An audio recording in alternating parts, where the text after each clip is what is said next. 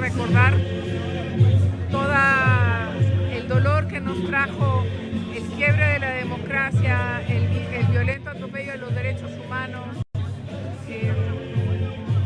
Y es una mezcla en ese sentido. Una fecha hoy, 4 de septiembre, por un lado nos hace recordar esos 1000 días que también fueron luminosos, aunque difíciles, pero por otro lado todo el dolor que se vino con ese manto oscuro de 17 años de una dictadura militar y civil. No tengo otra alternativa, solo acribillándome a balazos podrán impedirme voluntad de hacer cumplir el programa del pueblo. El 4 de noviembre de 1970, luego de haber ganado las elecciones presidenciales realizadas 2 meses antes, Salvador Allende asumió la presidencia de Chile, con lo cual se instaló en este país el primer gobierno socialista elegido por la vía democrática de la historia. El primer régimen socialista que no surgió de una revolución armada. Creo que es importante y nos habla de la magnitud del cambio, de lo que significó. El triunfo socialista no fue visto con buenos ojos por la oligarquía chilena, pero tampoco por el gobierno estadounidense, que en ese entonces encabezaba el republicano Richard Nixon. El proyecto socialista de Allende duraría poco menos de 3 años, pues el martes 11 de septiembre de 1973, el general Augusto Pinochet encabezó un violentísimo golpe de Estado que le arrebató el poder.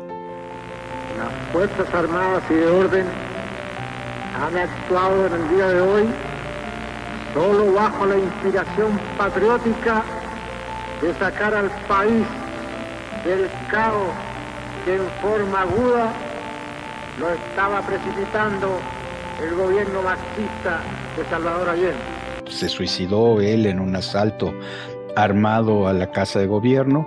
Se canceló el Congreso, vino un proceso de represión salvaje al pueblo chileno, hubo control de la prensa y de todos los medios de expresión, la opinión pública, y sobre todo hubo una ruptura del tejido social. Significó llanto, dolor, terror, desarraigo, en fin. Yo creo que eso es así como la parte más importante, el enorme costo humano que esto tuvo.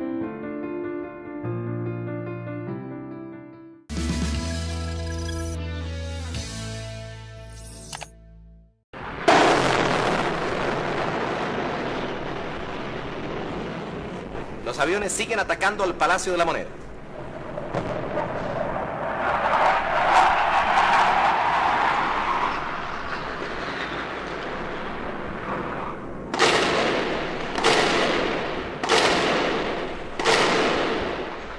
Ahí van.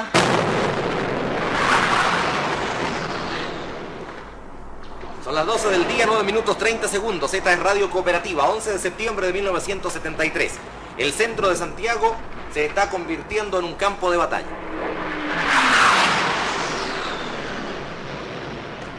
Abandonamos momentáneamente nuestro puesto de observación por haberse constituido por el momento en una fuente de peligro, ya que hubo incluso conato de disparar hacia este... Hoy nuestra patria se encamina resueltamente hacia la creación de una nueva democracia que logra armonizar el respeto a los derechos naturales del ser humano. Cuando se trataba de apariciones públicas de Augusto Pinochet y de instalar comunicacionalmente al régimen, nada estuvo al azar. La guerra que estamos desarrollando, que no hay fuego, pero hay acciones. Hubo discursos, entrevistas, mensajes, afiches, informes, y detrás de todo ello había un hombre, Álvaro Puga. Fue el único civil que estuvo en el comienzo y fue una figura muy influyente entre los militares que se propuso dar un relato épico y fundacional a la dictadura. Fue el encargado de la Oficina de Asuntos Públicos, pero su cercanía con actores clave fue más allá. Se convirtió en un asesor en las sombras de la propia inteligencia de la dictadura y del mismo Augusto Pinochet. Soy el primer civil de la dictadura, se enorgullecía. Juan Cristóbal Peña, periodista, lo entrevistó varias veces. En uno de sus encuentros, Puga, quien falleció en 2015, le entregó una pila de archivadores y documentos. Iban discursos del dictador, informes políticos de inteligencia redactados por él. Todo estaba ahí, casi 200 documentos desclasificados que le compartió y que hoy ven la luz. Son prácticamente los únicos archivos de inteligencia que se conocen, por lo menos lo que dicen relación con operaciones de inteligencia, con montajes, con operaciones psicológicas. Censor, dramaturgo, guionista, el hombre que estuvo detrás de varios operativos comunicacionales del régimen militar. Los documentos que ocultó durante medio siglo muestran la dictadura desde adentro y dan cuenta de cómo se orquestaron varias de sus acciones, desde la censura a los medios de comunicación hasta el espionaje. Pero el comunismo internacional no descansa. Necesita tender una cortina de humo sobre esta derrota.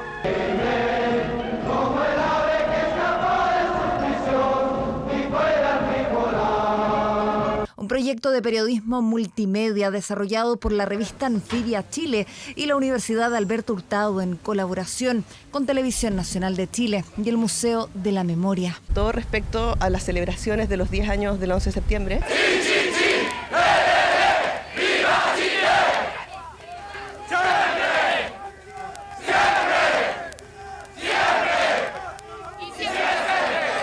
De los cuales Puga hablaba mucho porque ocurrió en el año en que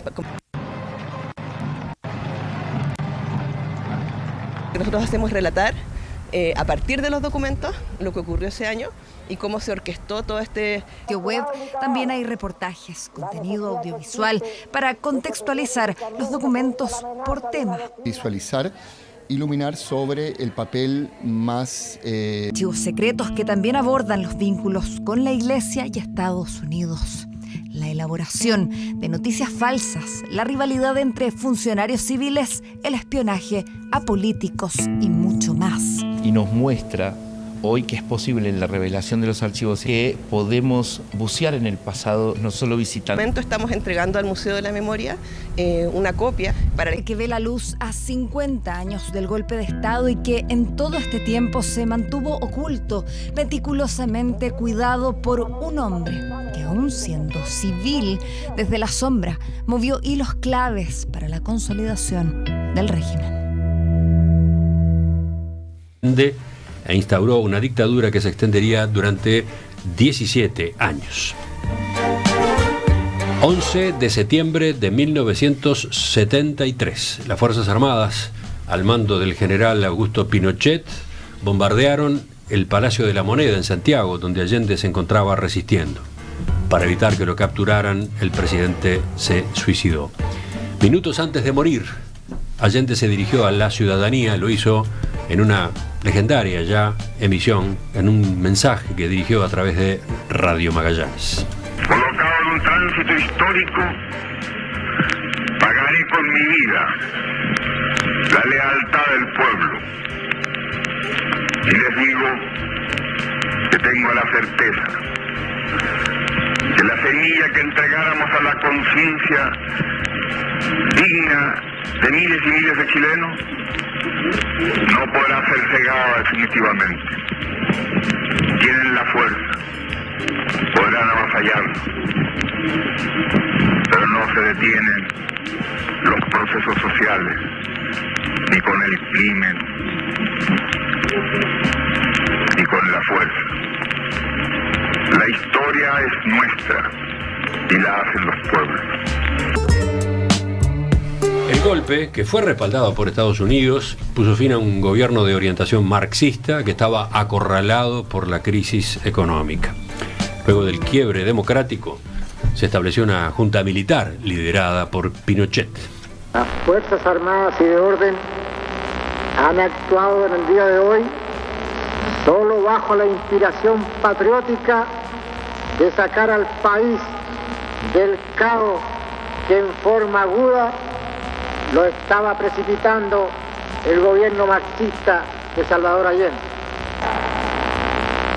La Junta mantendrá el poder judicial y la asesoría de la Contraloría.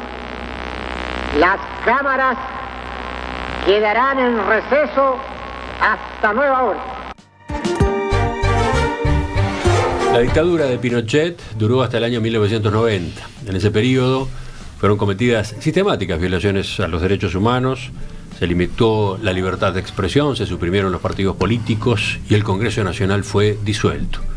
Además, paralelamente se encaró una reforma económica profunda de orientación liberal. ¿Qué dicen ustedes? ¿Qué importancia tiene la corrupción? Siendo adolescentes ambos, y ella se refirió aparentemente en un aula a los sucesos de Chile de una manera tan desgarradora que él quedó como traumado ante las palabras de ella, y bueno. Y desde ese momento le pasaron dos cosas, ¿no? Una, que se interesó por Chile y se dio cuenta de que había algún horror, algún monstruo muy espantoso en su propio país, ¿no? Muy tapadito, que tenía que ver con eso. Y segundo, se casó con ella. Y entonces, Pinochet desclasificado. ¿Qué pasa? Yo quiero señalar acá dos cosas muy interesantes. Una es que este hombre es director de un archivo privado, lo pueden encontrar en Google a la información. Un archivo que se llama exactamente donde él está. Él es director del proyecto de documentación de Chile y de Cuba. Dentro de ese archivo, National Security Archive estadounidense. Bien, eso por un lado.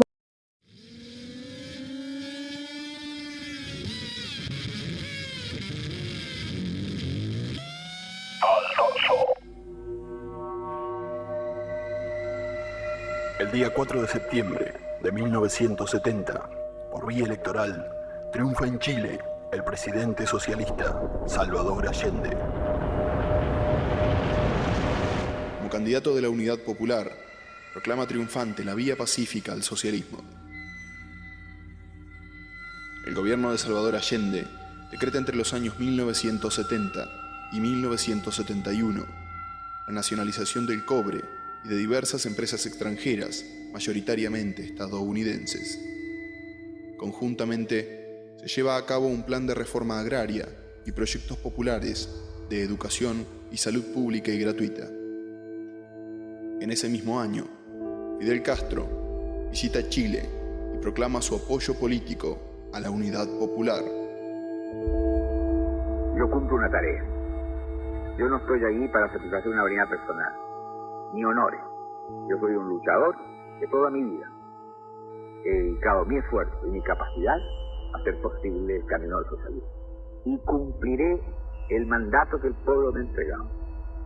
Yo terminaré de presidente de la República cuando cumpla mi mandato.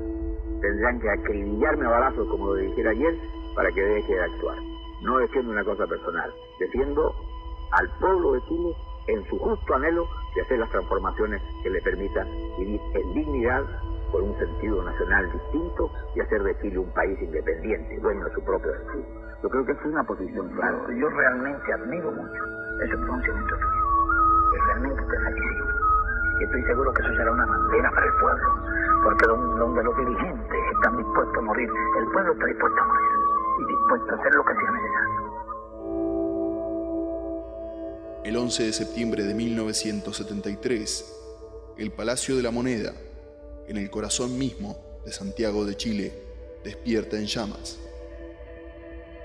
Cerca de las 11 de la mañana, tanques y aviones de las Fuerzas Armadas, bajo órdenes del general Augusto Pinochet Ugarte, abren fuego contra el edificio presidencial. El ejército lanza bombas incendiarias y gases lacrimógenos, hiriendo de muerte al proceso democrático chileno y a su presidente socialista, Salvador Allende. Minutos antes, a las 10:15 de la mañana, Allende emitía su último mensaje al pueblo chileno a través de Radio Magallanes. La última oportunidad en que me pueda dirigir a ustedes. La Fuerza Aérea ha bombardeado las torres de Radio Portales y Radio Corporaciones. Mis palabras no tienen amargura sino decepción, y serán ellas el castigo moral para los que han traicionado el juramento que hicieron. de Chile, comandantes en jefes titulares, y el almirante Merino que se ha autodesignado, más el señor Mendoza, general rastrero, que solo ayer manifestara su fidelidad y lealtad al gobierno, también será nominado director general de Carabineros. Ante estos hechos, todo me cabe decir a los trabajadores: yo no voy a renunciar. Colocado en un tránsito histórico, pagaré con mi vida la lealtad del pueblo. Y les digo que tengo la certeza que la semilla que entregáramos a la conciencia digna de miles y miles de chilenos no podrá ser cegada definitivamente. Tienen la fuerza, podrán avasallar, pero no se detienen los procesos sociales, ni con el crimen, ni con la fuerza. La historia es nuestra y la hacen los pueblos. El pueblo debe defenderse, pero no sacrificarse. El pueblo no debe dejarse arrasar ni acribillar, pero tampoco puede humillar.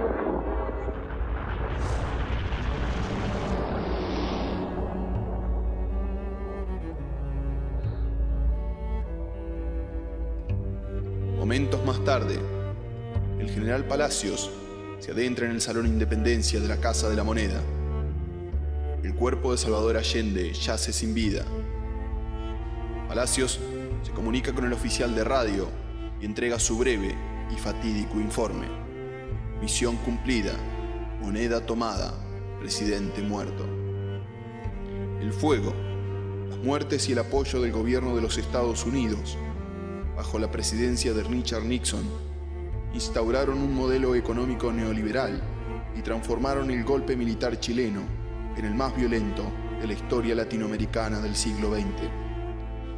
Tan solo en sus primeros 6 meses al poder, la dictadura al mando de Augusto Pinochet asesinó cerca de 10.000 personas y en un año realizó 90.000 detenciones, extendiendo la oscuridad y la violación sistemática de los derechos humanos hasta el año 1990.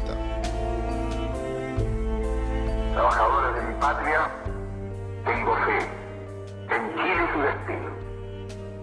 Superará otros hombres este momento gris y amargo donde la traición pretende imponer.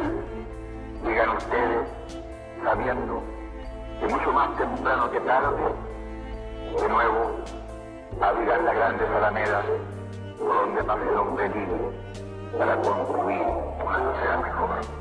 ¡Viva Chile! ¡Viva el pueblo! ¡Vivan los trabajadores!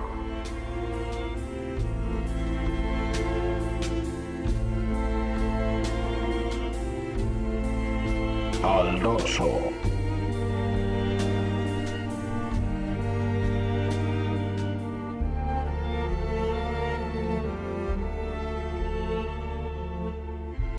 Allende derrocado y muerto por el golpe nacional.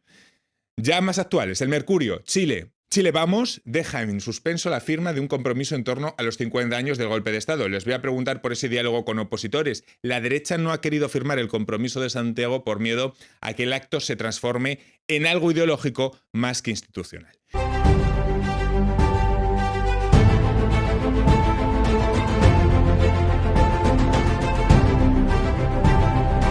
Cuando uno analiza la historia de Chile en la época de la democracia clásica, entre 1932 y 1973, efectivamente uno ve que en la etapa final, entre 1959 y 1973, hay una era que puede ser denominada de las revoluciones, y está marcada por el triunfo de la Revolución Cubana, que evidentemente es un asunto externo a Chile, pero que tiene un enorme impacto en América Latina y específicamente en nuestro país.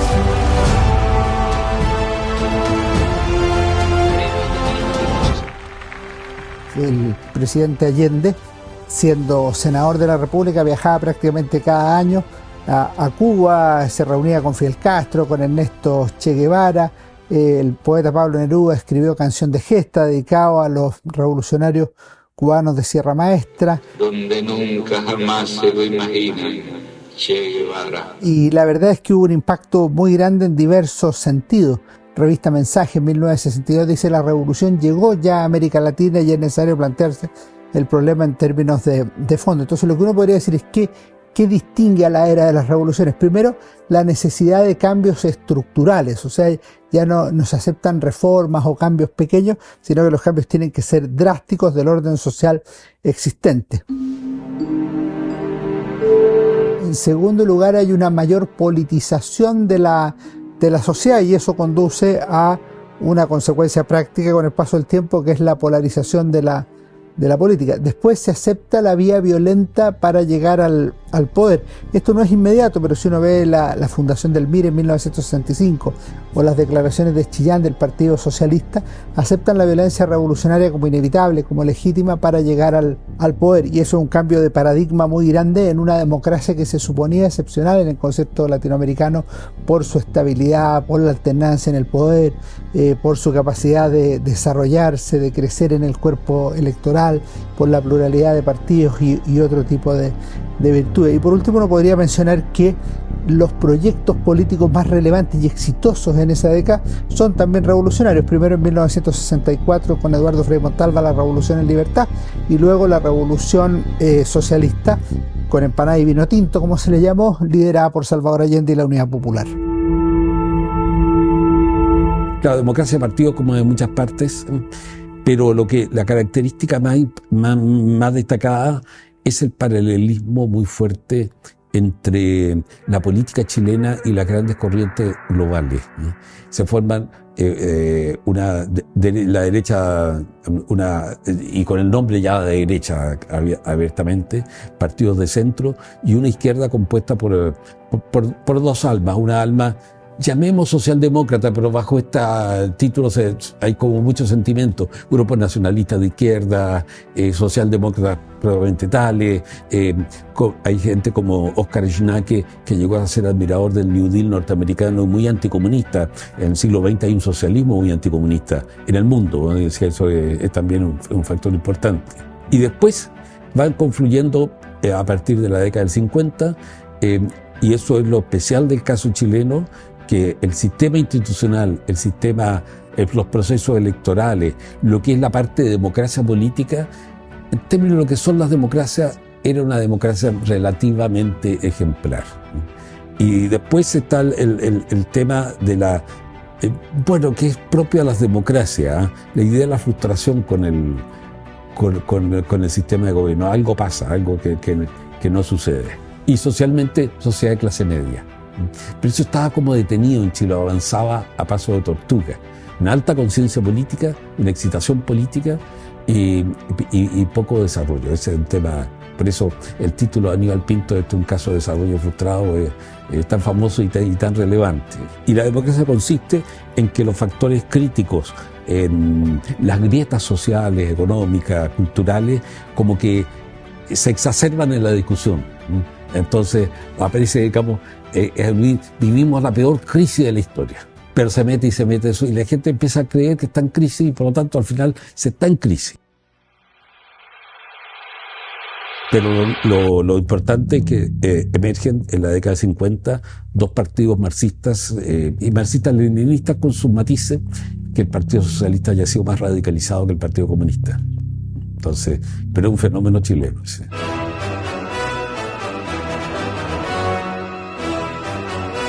Antes de la Revolución Cubana se vivía una democracia formal, pero muchos partidos de izquierda, la mayoría de los partidos de izquierda, incluso la Democracia Cristiana, que era un partido de centro, de alguna manera se dejaron influenciar por este gran acontecimiento que lideró el Che y que lideró Fidel Castro.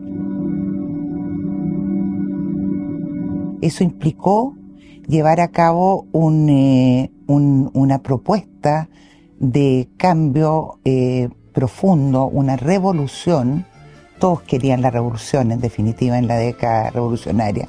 Un cambio trascendental para cambiar un sistema democrático, liberal, a un sistema socialista al estilo Unión Soviética, al estilo Cuba. Con la verdad, con la razón, con la razón, con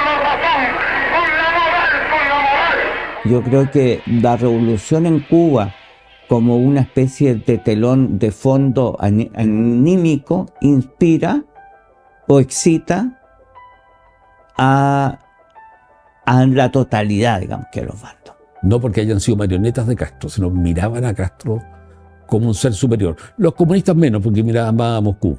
Pero al final del 70 se unifica ese sentimiento. La izquierda de ese tiempo era una izquierda antidemocrática por esencia. No creía en la democracia que todas entendemos. Entendían la democracia como la democracia de Cuba o como la democracia de la Unión Soviética, que era una democracia bastante sui generis. Es decir, que la vía violenta era la vía fundamental para llegar al poder. Entonces, llevaron al país a acelerar las contradicciones, y para eso era esa violencia de toma de fondos, de toma de propiedades, de muertes, asesinatos. Hay una espiral de violencia que surge a partir del gobierno de Frei Montalva, con la influencia de la Revolución Cubana, que va en aumento, que va desarrollándose cada vez más hasta llegar un momento en que realmente el país no daba más. Los partidos que tienen en su esencia una doctrina marxista y leninista estén, digamos, por hacer estas transformaciones y cambios a través de cualquier medio, específicamente a través de la violencia. Por lo tanto, para ellos, la situación al interior de la UP entre, por ejemplo, el Partido Socialista y el Partido Comunista era un tema más bien de táctica, no de estrategia, porque todos querían esa transformación, ese cambio y llegar al poder total. Ahora, ¿qué pasa? Que el Partido Socialista, obviamente, después del Congreso de Linares y de Chillán, aceleró la revolución. Creyeron que era mejor hacerlo drásticamente, inmediatamente, como lo planteaba ponte tú Jackson Chol para la reforma agraria. Esta tiene que ser una reforma drástica, inmediata, clara, en que no miremos hacia el lado. Hay que hacerlo ya. El presidente firma el proyecto de ley sobre reforma agraria que envía para su discusión al Congreso. Y junto con ello también una moda juvenil. Ser revolucionario, con R mayúscula, era un signo de distinción entre mucha gente joven. Y esto implicaba también una vestimenta. Implicaba usar, yo estuve en eso, bototos casi militares, digamos, amarrados arriba con caña larga en lo posible, unos jeans o pantalón verde olivo, por lo general una chaqueta, una parca, si era verde olivo mejor, una barba y una boina. Eso era, estoy enumerando todos los elementos que tenían que ser parte de una vestimenta 100% correcta, por decirlo así. Uno podía escoger, pero era estilo también. El estilo de andar con un libro revolucionario bajo el brazo, de citar a poetas, pero también al mismo tiempo a Fidel Castro, a Mao Zedong. La revolución China también está con una influencia tremenda todavía en Chile. Entonces es una forma de vida. Surgen dos grandes movimientos, que es el movimiento encabezado por la democracia cristiana, que arranca con mucha fuerza, con un gran liderazgo como es el de Frei Montalva, y paralelamente se levanta Allende como un líder con más complejidades, que ya venía creando el Frente Popular, después la Unidad Popular, ya por su cuarta vez.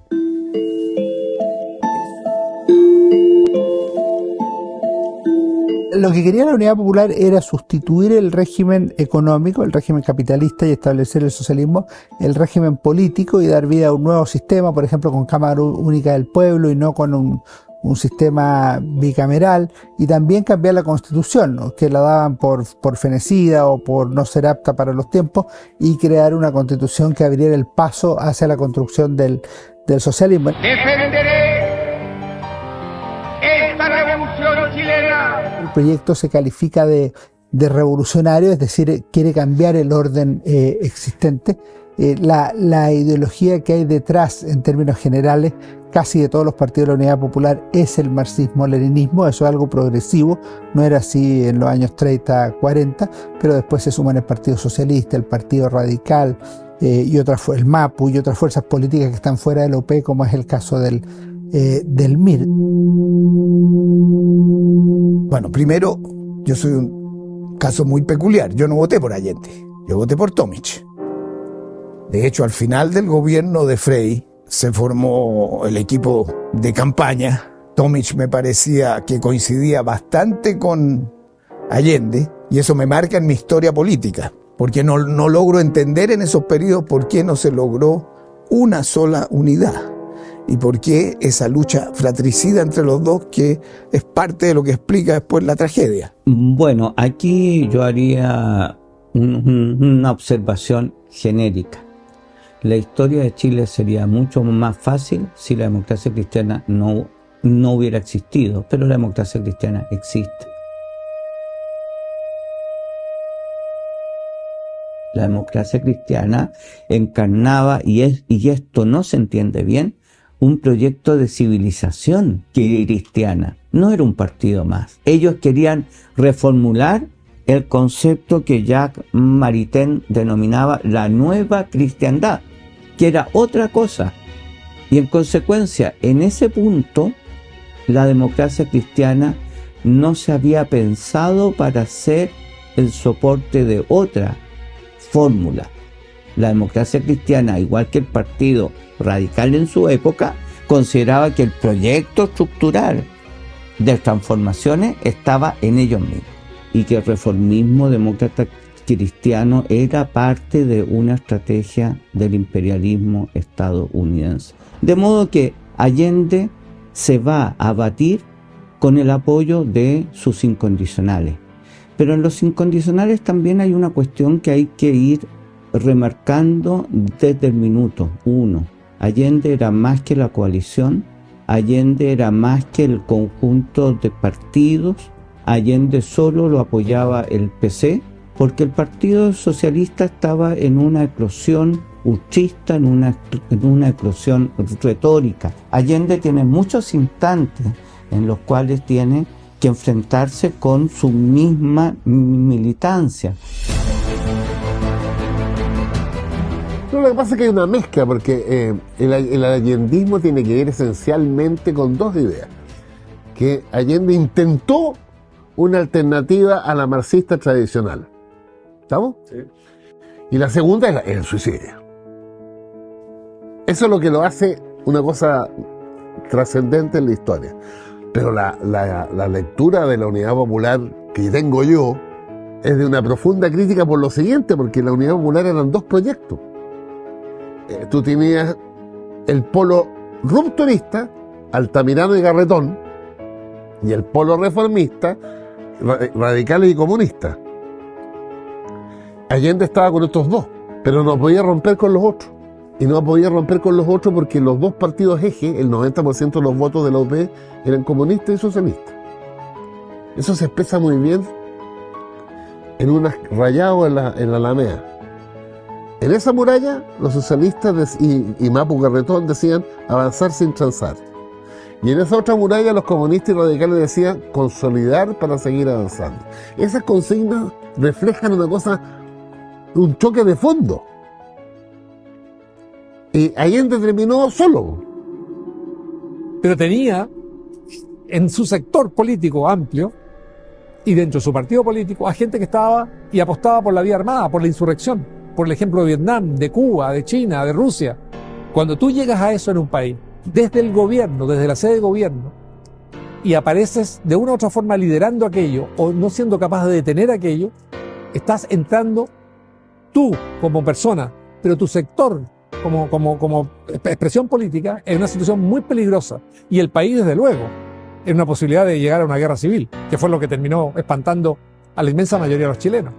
Yo sostuve la tesis de que el gobierno de Allende era viable en su diseño original. Difícil, pero viable.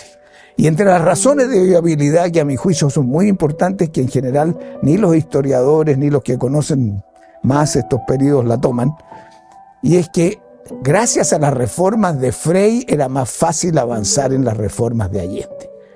La reforma agraria, la ley estaba y había comenzado. Si Allende hubiera tenido que sacar una reforma agraria, es muy probable que no lo hubiera aprobado.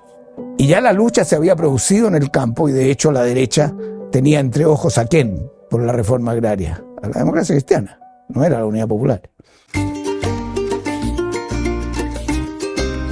La visita de Castro es una visita inédita en la diplomacia internacional, no mundial, digamos. No hay otro caso, ni siquiera de potencia ocupante, que envía a su jefe de Estado y de gobierno a otro país y en donde el país anfitrión no sabe cuándo se va a ir, porque simplemente el visitante ha decidido quedarse hasta que tenga necesidad de volver a su isla. Donde los revolucionarios tratan de llevar adelante los cambios pacíficamente. Eso ya le significó al presidente Allende un golpe duro a su dignidad, a la dignidad de Chile, pero también a su rol como el líder que quería ser además internacionalmente reconocido como un líder. La seguridad chilena no tenía información previa hacia dónde quería ir en su próximo vuelo, en su próximo desplazamiento Fidel Castro. Quienes manejaban todo eso era la seguridad cubana. Y no era transparente ni con el Ministerio de Relaciones Exteriores de Chile, ni tampoco con la presidencia. Entonces, esto es una situación para Allende muy difícil, que la percibe además la población. Obviamente el sector que era crítico a Allende lo percibe de inmediato, porque ya tenía una visión y un juicio sobre Fidel Castro, un dictador, ¿verdad? Entonces solamente llevaba 14 años de dictador, pero había una opinión sobre él. Y en medio de la izquierda creó desazón. En la izquierda que estaba en el poder, en los cargos importantes del poder, creó una decepción, no creó admiración. Cuando tú sientes que a tu gobierno y a tu presidente, que está sentado en la moneda, le falta el respeto, un dictador venido del Caribe, y se queda el tiempo que le da la gana, por mucha admiración que tú le hayas tenido a él, te toca algo en el alma, en lo nacional, en tu orgullo nacional. Entonces, por ese lado, tampoco fue una visita que sumara a Fidel Castro.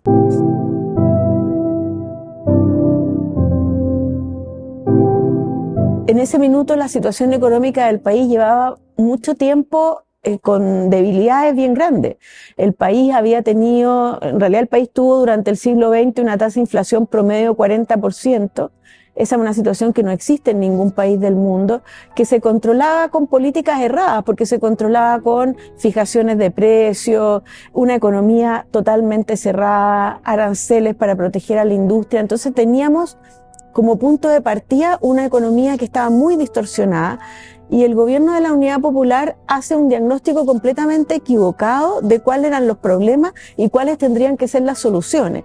Porque en ese esquema de distorsiones, de economía cerrada, de aranceles muy altos, efectivamente era una economía muy poco dinámica, con una distribución del ingreso bastante mala, con ciertos sectores que uno podría decir como privilegiados, pero privilegiados al final porque no había competencia, porque había un esquema político que se favorecía a determinados sectores con las políticas arancelarias, con las políticas de precios, con las políticas de tipo de cambio, y el gobierno hace el diagnóstico de que en realidad la economía estaba estancada porque aquí había unos privilegiados monopolios, y que por lo tanto lo que había que hacer era traspasar todo el sector productivo al Estado para que después el Estado hiciera el proceso de redistribución de la economía. Y por lo tanto había un exceso de demanda de crédito, y el crédito se asignaba no por criterios de mercado, sino que por favores también. Entonces era también un sistema financiero tremendamente distorsionado.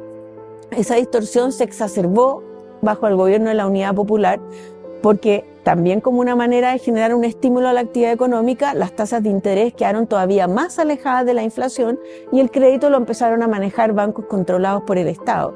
Entonces, al final era todo el sistema productivo y financiero de la economía con el criterio de generar un impulso muy de corto plazo, pero que finalmente termina en una situación caótica, porque las empresas, no hay suficiente crédito, no hay suficiente ahorro. ¿Quién va a querer ahorrar en esas circunstancias?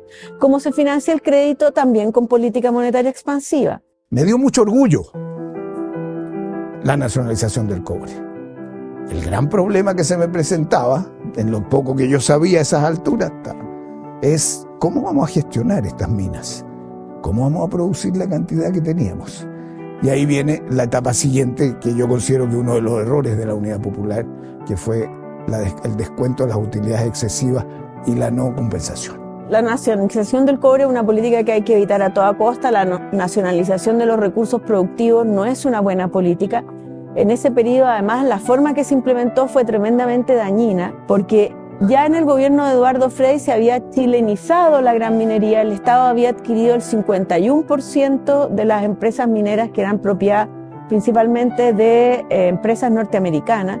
Se había estatizado y se había pagado probablemente un precio que podría haber sido considerado bajo, pero por lo menos dentro de un proceso que uno podría considerar un proceso más normal, en el sentido de que yo adquiero la propiedad, adquiero el control de esas empresas, el 51% a cambio de un precio. Lo que pasó después con la nacionalización es que el Estado adquiere la total propiedad de las empresas, pero no paga por eso. ¿Y en qué forma no paga? A través de resquicios legales. Se generaba un problema que nosotros no podíamos manejar. Y es lo que ocurrió. Teníamos en contra del gobierno de Estados Unidos, se pusieron, las empresas se fueron sobre los tribunales para exigir el embargo del cobre que exportábamos para cobrarse. No nos dejaron ni un plano en las minas de cobre. No sabe, el Estado chileno no sabía, y la gente nueva que entró, qué repuestos necesitábamos. No nos vendían los repuestos, nos embargaban el cobre afuera. O sea, fue brutal la opresión. Y después el Fondo Monetario, el Banco Interamericano, en fin, nos bloquearon los créditos. En ese tiempo estas sanciones son de niño de pecho, las que estamos viendo que aplica Estados Unidos por doquier. Pero eso fue lo que ocurrió. Entonces hay que diferenciar la nacionalización de la forma de la gestión y de la compensación. Esta estatización masiva en un contexto de controles de precio, de un aumento del gasto muy fuerte, del gasto público muy fuerte y de aumentos salariales muy fuertes, con una política monetaria que al final financiaba el déficit fiscal del gobierno, lo que empezó a generar fue un problema de inflación contenida en el primer año, de fuertes desequilibrios, que se controlaron a través de insistir con las fijaciones de precios, con los tipos de cambio, con las restricciones cuantitativas a las importaciones y los desequilibrios que tenía la economía, las distorsiones con que funcionaba esta economía se exacerbaron hasta el paroxismo, diría yo. Eso explica la segunda fase, o sea, que no hay tanta necesidad, a mi modo de ver, de explicar la crisis económica del gobierno por la acción, digamos, extranjera, sino que por el colapso de la economía del gobierno de Salvador Allende. Y si uno lo analiza bien estrictamente, analicemos oferta y analicemos demanda, que es la forma como uno suele analizar la economía. ¿Qué ocurre por el lado de la oferta? Por el lado de la oferta tenemos empresas a las que les fijan los precios y en las que además existe un riesgo enorme de estatización de la empresa. De hecho, por ejemplo, el primer año se estatizó prácticamente en forma completa la banca. Se inicia muy fuerte este proceso de reforma agraria, en que muchas veces además en términos legales va por sobre lo que la ley permitía. Se empieza a estatizar también fuertemente la minería, el comercio, muchas veces en forma ilegal. Entonces tú tienes una fuerte contracción de la producción, tanto porque los empresarios no están dispuestos a invertir frente a un riesgo de que los estaticen, controles de precio, muchas tomas de empresas, y las empresas entonces las reciben personas que no necesariamente están preparadas para organizar bien los procesos productivos, y tienes entonces una restricción de oferta muy fuerte en la producción de bienes. ¿Qué tienes por el lado de la demanda? Fuertes reajustes salariales, una gran presión de gasto público, un aumento muy importante de la liquidez, de la cantidad de dinero. Entonces lo que uno tiene es una fuerte presión de demanda, y eso empieza a generar grandes presiones inflacionarias. Y la verdad es que efectivamente esos pronunciamientos, que fueron una reacción de la sociedad civil, fueron de tal entidad que permearon a la opinión pública chilena en términos que se dieron cuenta de la gravedad de lo que estaba pasando. Que la prensa nacional era una prensa que contribuyó a la polarización. Había un clima de guerra civil, había un deterioro evidente del prestigio de la autoridad. El diario Clarín, por ejemplo, publicaba bajo el gobierno de Salvador Allende unos titulares enormes que decían: la señora habló tal cosa, aludiendo en una posición homofóbica a Jorge Alessandri. Quiero decirles de que empezó a haber una presión ya no solamente de los avisos, sino también de la propiedad de los medios. Y sorprendentemente he tenido información que incluso se ha hecho pública de que Radio Portales, por ejemplo, que era una radio muy escuchada, Radio Portales, que pertenecía a la familia Tarud y a una familia Irmas, la habían obligado a vender sus acciones a personeros de la Unidad Popular e incluso al propio Salvador Allende. Pero en el caso de los camioneros, ellos vivieron momentos muy complejos y yo diría que ellos permearon, ellos influenciaron de manera muy importante y en el fondo reprodujeron, fueron como una especie de avanzada de la sociedad civil para expresar el grado de descontento que había de la gente, de la población, respecto a lo que estaba ocurriendo. O sea, fue la primera manifestación pública muy, yo diría, muy audaz y muy valiente de los camioneros de la época, el que yo tengo que recordarlo así, para poder efectivamente expresar, como lo expresaron ellos de una manera tan vital, ¿no es cierto?, la angustia en que vivía la población en Chile. Definitivamente yo diría de que el tema de los 1000 días de la Unidad Popular es un paréntesis que tanto la Cámara de Diputados como el Senado de aquel tiempo tomaron no solamente en cuenta, sino que era tal el nivel de incumplimiento, de constitucionalidad, de los decretos que adoptaba y de las decisiones que adoptaba el gobierno, que la mayoría de la Cámara de Diputados y del propio Senado declararon inconstitucional al gobierno de Allende. Y fue Patricio Aylwin el que redactó el acuerdo de inconstitucionalidad. O sea, que es un acuerdo que, en definitiva, va de la mano con los acuerdos de la Corte Suprema, en que los fallos de la Corte Suprema no eran respetados por el gobierno de la Unidad Popular. O sea, de los 3 poderes del Estado, habían 2 poderes del Estado que señalaron la inconstitucionalidad del tercero. Entonces, estamos hablando ¿de qué? De que efectivamente había una transgresión abierta a normas constitucionales y legales. Y esto no solamente por partidos que se podrían entender de derecha, sino también de centro izquierda, como era la Democracia Cristiana y el Partido Radical.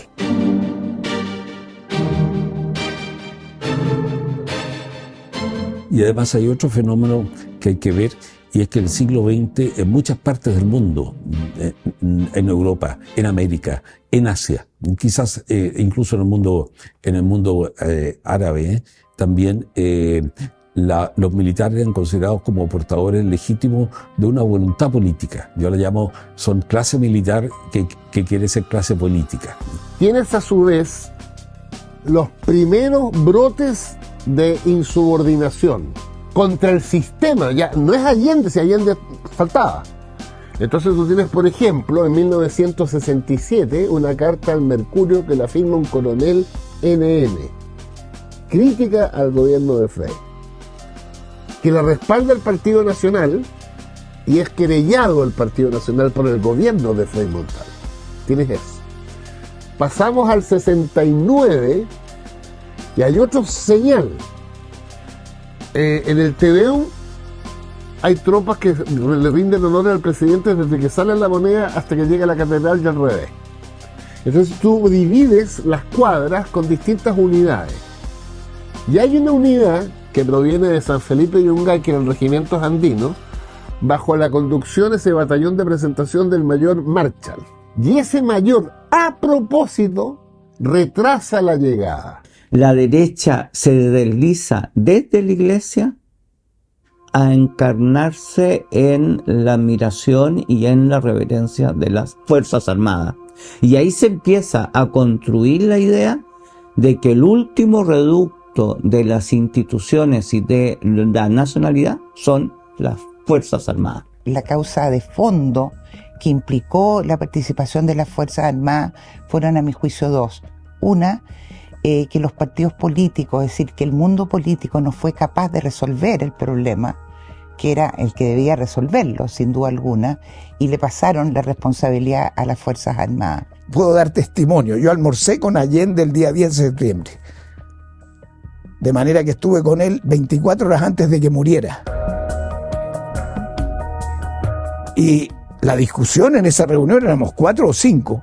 Yo había sido ya acusado constitucionalmente como ministro de Minería, pero el presidente me había pedido que lo ayudara en la organización y en la coordinación de las intendencias del sur de Chile. Y allí la decisión se fue revisando por Orlando Letelier, hay grabaciones, la situación que él iba viendo en cada general. Iba nombrando a los generales y hablé con él el sábado, dijo esto, para tantear hasta dónde ya estaban decididos a entrar al golpe.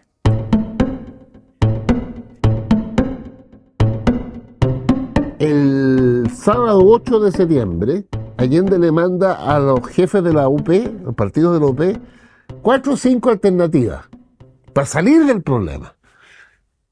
1, negociación y concesión a la democracia cristiana. 2 o 3, plebiscito. 3, seguir hasta el final. La respuesta de los partidos de la Unidad Popular es impresionante. Primera pregunta, rechazo. Segunda pregunta, rechazo. Tercera pregunta, rechazo. Cuarta pregunta, rechazo. Propuesta, ninguna. Sábado 8 de septiembre. Por eso que al final Allende toma la decisión del plebiscito solo. Salvo los comunistas que lo van a ver la noche del 9 de septiembre. Va Corvalán y Bolodia Telten. Y dicen, ya, estamos con usted.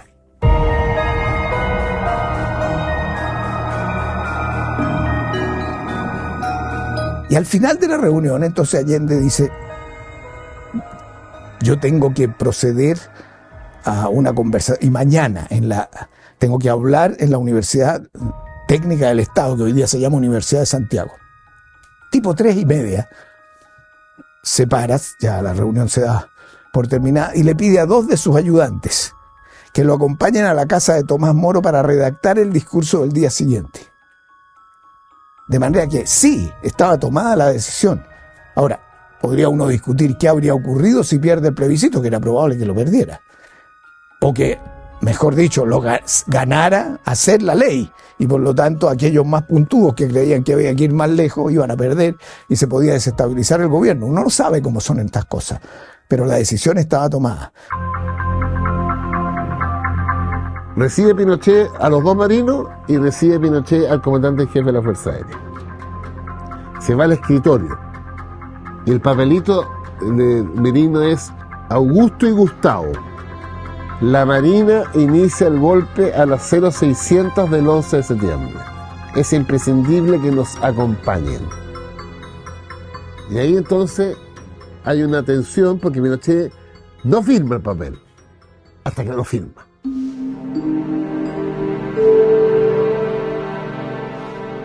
Y si tú escuchas ese intercambio, el más brutal contra Allende es Pinochet.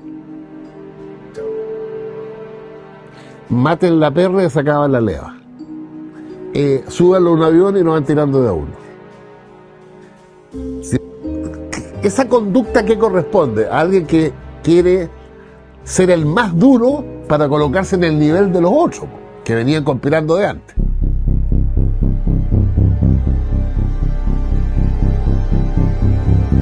A las 7 de la mañana, los carabineros están defendiendo la moneda.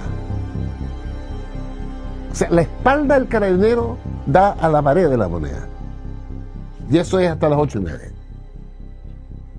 Por eso que cuando Allende le da las instrucciones a la Guardia de Palacio que dejen todas las armas y se retiran todos. Entonces se produce un vuelco entre las 7:30 y las 8:30 de la mañana. Habíamos escuchado mucho de que existía la posibilidad de un golpe de Estado. La situación en Chile estaba muy difícil. El Partido Comunista, las Juventudes Comunistas, desfilaban con letreros que decían no a la guerra civil. Pero la misma izquierda había creado esa situación de peligro de guerra civil. O había guerra civil o había golpe.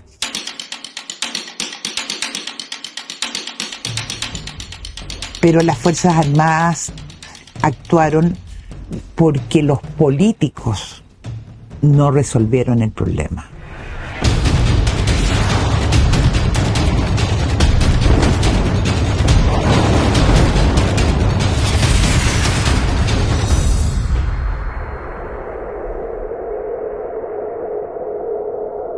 El 73 fue un año muy difícil. Desde el principio hasta el final. Marzo, comienzo de la victoria final. Marxistas injurian a las dueñas de casa. Había mucho miedo en la calle. El gobierno está colocado definitivamente en la ilegalidad. Íbamos derecho a una guerra civil. Diariamente comenzaron a registrarse muertes en episodios de violencia. Nosotros estábamos dispuestos a defendernos en el campo de toda esta injusticia. Ellos iban a entrar por la fuerza a sacarnos a patada. El enemigo nos iba a quemar los camiones. Cualquier daño que se ocasione a uno de nuestros camiones, el gremio lo perseguirá y lo demandará. Si no puede gobernar ninguno de esos dos otros sectores civiles, no quedan más que las Fuerzas Armadas. Lo que nosotros queríamos era que nos arreglaran los problemas que nosotros teníamos, nada de cambiar gobierno por ningún motivo.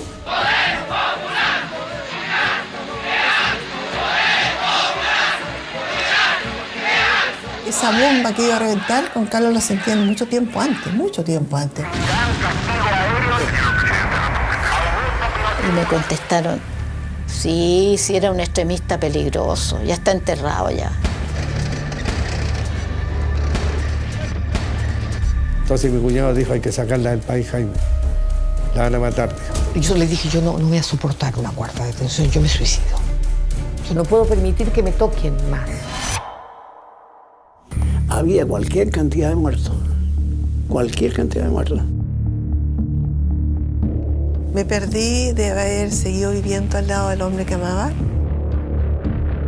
Fue un huracán que nos devastó a todos.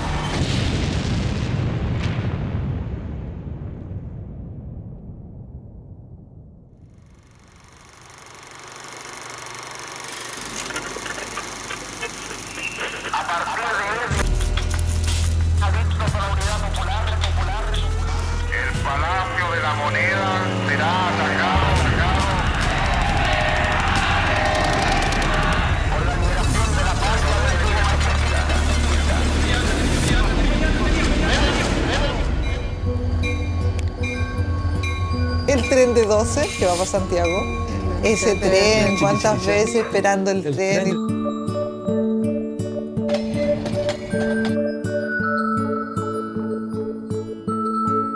Oye, los chiquillos, ¿te acuerdas que tenían su look? Así el nene lo vieron hace unas patillas. Sí, patillas, lo patilla. No era como Elvis Presley. Elvis Presley, sí, eso es, sí, es como eso. De esa época. Eso era efecto de los Titanes del Ring de esa época. Sí, me acuerdo. Ahí está ese señor Esteban. El artista recién llegado de París. Carlos, la isla.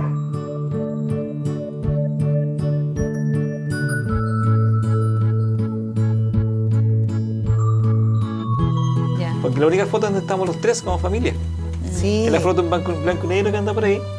Entonces esto fue ver la historia de las imágenes cuando están sacando las fotos, es muy bonito. O sea,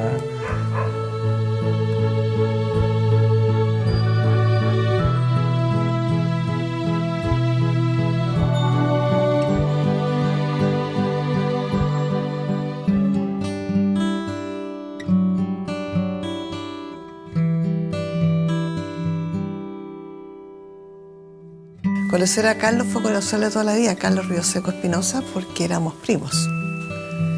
Nos conocimos como niños, jugamos mucho juntos, junto con mi hermano, con Guillermo, María Cristina, hermana de Carlos. Cuando teníamos 15, yo tenía 15 y 16 años más o menos, y empezamos a vernos con otros ojos. Ding dong, estas cosas del amor. Ding dong, será el amor. Y ya empezó un romance por el resto de nuestras vidas. De pololear, conocernos, él está en la universidad, entonces para mí era eso, infancia. Anda rondando el amor. Entonces me empezó a abrir los ojos así de otro mundo que yo no conocía. Se mira que encontrarla yo voy pensando. Yo venía saliendo de una burbuja total. O sea, mi padre, pero eran bastante derechistas y de cultura de monjita, de niñita buena que te preparan para el matrimonio. Y del mundo yo sabía muy poco. Ding dong, ding dong. No hay acuerdo en el amor. Si ella dice que debí. Se los encuentros muy clandestinos. Y de repente ya empezaron todos a sospechar que algo estaba pasando. Y se empezó a poner la cosa media complicada a nivel familiar. Si ella dice que los gatos, yo digo pintura. Antes del 70 yo vivía como un pajarito, ¿no? Carlos me decía, esas eran nuestras peleas que nosotros teníamos. Me decía, ¿tú en qué mundo vives? Bueno, yo le decía, yo vivo en el mundo de Leonardo Fabio.